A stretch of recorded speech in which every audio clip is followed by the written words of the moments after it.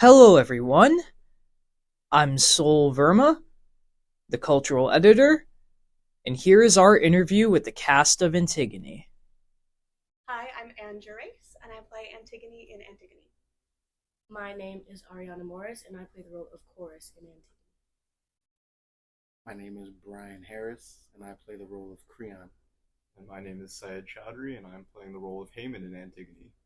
So, what is Antigone about? Well, why don't we let Antigone take care of that one? Let's. So, it's a sequel essentially to Oedipus Rex. It follows the events after that, where there was a civil war between two brothers who were supposed to inherit the throne, alternating in separate years. And the one brother refused to yield up the throne, and there was a civil war, and they both died, and one is refused a religious burial. And Antigone, the sister of the two brothers, hates that and decides to bury her brother anyway out of familial duty and love. And it's about Creon, her uncle, the new king, essentially like arguing against it. It's very much a right versus wrong, like morality versus logic story. I think you got it pretty well there. Thank you. What elements from the show stood out to you the most? It's a tragedy, which is a good thing to know. It's very intense and moving, especially with the style that our director Jennifer Tui chose to go with. It puts a lot of focus on the acting in and of itself, and some people in the audience might find it relative to current events that are going on in our world. It's about standing up and doing what you believe is right despite the consequences that you know you're going to face. And if your life is more important than justice. I guess like just with with the with the justice aspect of it. Was that the expectation from, say, the initial reactions to the story? I mean, yeah, with most of us having, to read the play before we got into it, we kind of understood that there was going to be this general sense of, like, as Annie said it, your duty to your family versus your duty to your government, I guess, for a lack of a better term in this play. But it really did kind of start to delve in a little bit deeper as we got ourselves invested into these characters and really started to think about how we would feel, being in these positions where you're faced with this impossible law that just doesn't feel like it sits right with you, and you know that you have to do something different about it. It definitely is something that I feel like throughout the production, throughout rehearsals, resonated with us a lot more. There's not much of an element of surprise. My character, the chorus, their role is to pretty much give the audience the backstory or fill in any information that they missed. So the play opens with the chorus explaining what the people are about to watch. So the prompt and the justice aspect was pretty much explained from the get go. But the way it unfolds is still exciting to watch. With the chorus being the voice for the audience, is that type of role still present today in theater, or is there not as much of a need for it as to when the play was originally made? Yeah, so the chorus is, they find themselves in a sort of limbo because their job is the storyteller. They have to give all the facts, but they also almost provide a presence for the audience on stage. And the chorus feels what the audience is feeling and expresses that and displays it, and sometimes even gives a voice to the audience, says what the audience wishes that they could say.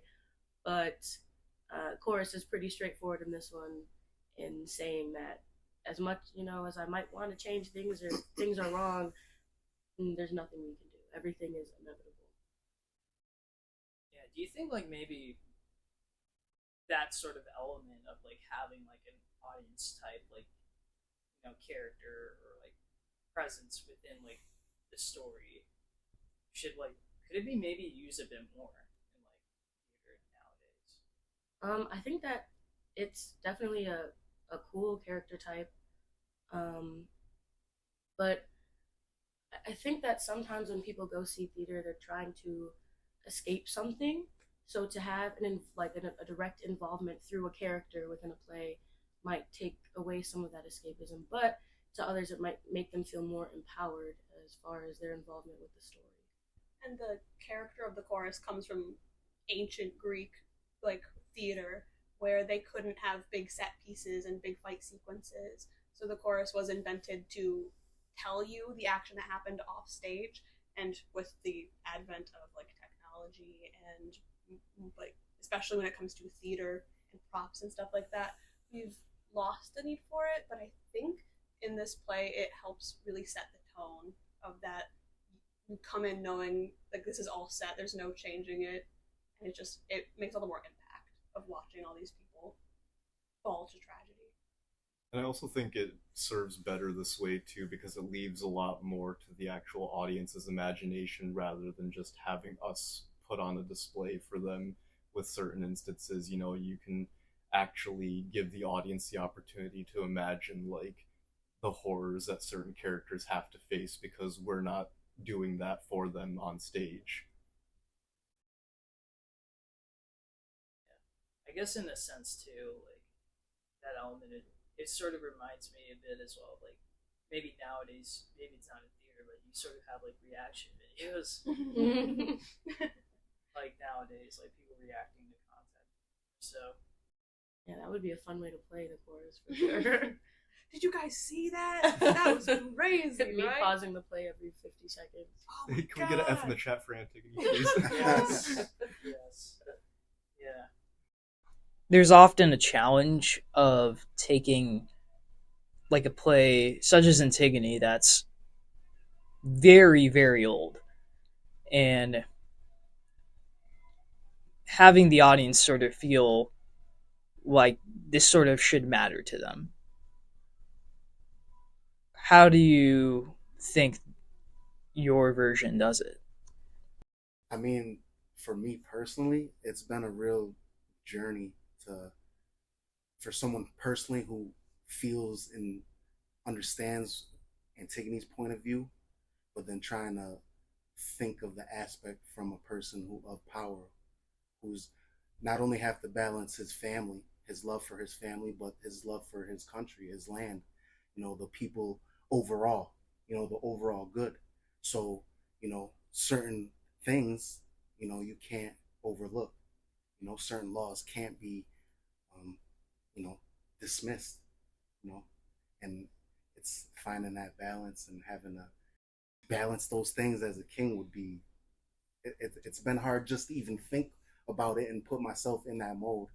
So yeah, it's super relevant. It's relevant as it's ever been, Yeah, in my opinion. To kind of piggyback on what Brian was saying, it really like even though the play is centuries old and we're doing a relatively like I guess more contemporary rendition of it in its age, it still does just pose these questions of like, what must you do in the face of like something that seems like an apparent injustice? And I feel like especially in today's climate, seeing a lot of injustices happening around the world, it couldn't be more relevant than it is now.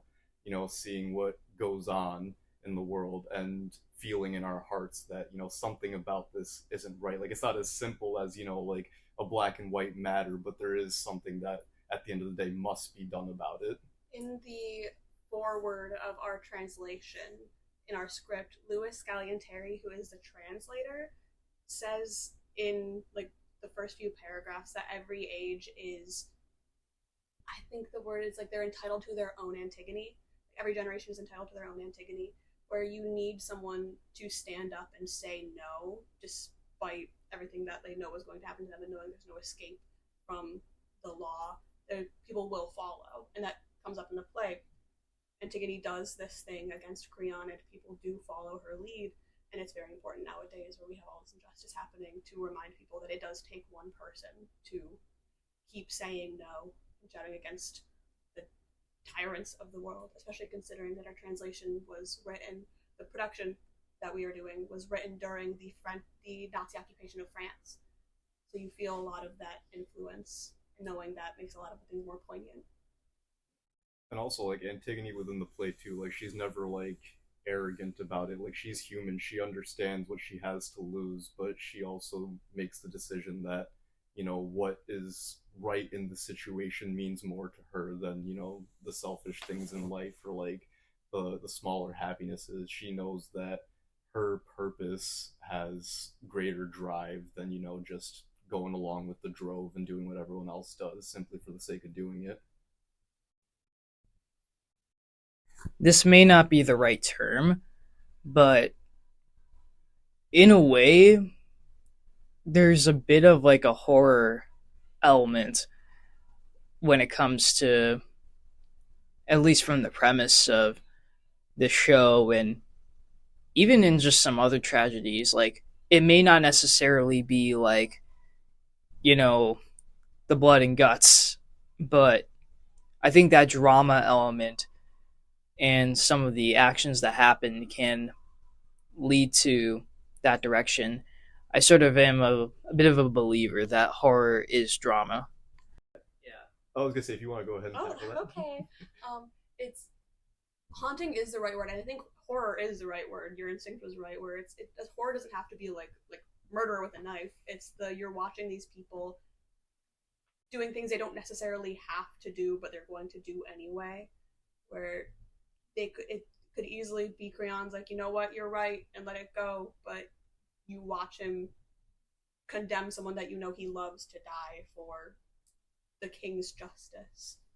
I think there was a line somewhere in the play too where Creon says, like, like there is dirty work and it must be done. And I don't know if it was in our rendition of it or in a different script or not, but I think Chorus had a responding line in one of them where she says, "Why must it be done?" And that was one of those things that for me it resonated a little bit, because I feel like with certain instances at least we find excuses for there to be dirty work when, like, there might be harder work that could be done in place of it, but it might just prove to be better than just doing dirty work for the sake of getting it done.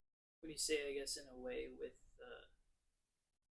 the horror elements there, and like, I don't know, it's sort of being like the where the show is. It's like only like, isn't it like a week after Halloween. Is there anything special Antigone is planning for the 31st? I think so. Like Yeah, it's the the week week after. following. Yeah. Yeah. With the preview on Wednesday and then shows the November 6th. Yeah, I mean, there's a rotting corpse to be had. Yeah. The There's stench rotting of it will corpse. fill the city for a week, Yeah, it's, for a month, to live in it would have been a horror, for sure. especially for Antigone. We have rehearsal on the day itself and the evening itself, and it's a pretty big one. We're getting our understudies to put on the show themselves, doing alternating nights where they get to put on the show and get to do it. Not open to the public, but Okay. Maybe I'll be spooky and name the Scottish play in the theater. Ooh. how dare you? The Scottish play. Scottish play, get cursed forever. I guess there hasn't been anything superstitious though that's happened when it comes to the show. Really? Certainly.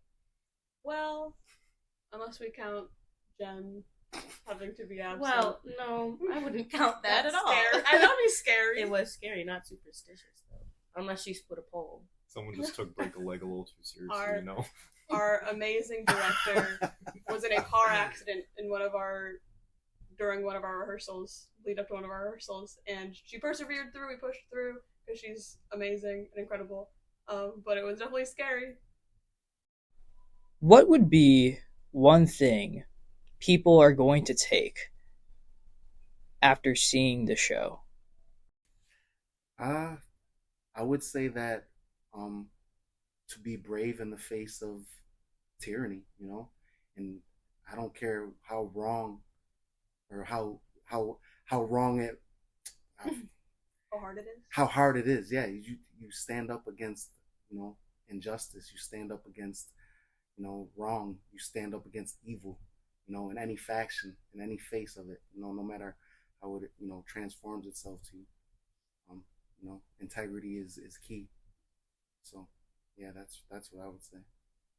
Yeah, I mean, you don't have to be, the daughter of kings and lawmakers to understand the difference between right and wrong, and I think everyone has a responsibility to, do the best that they can for it.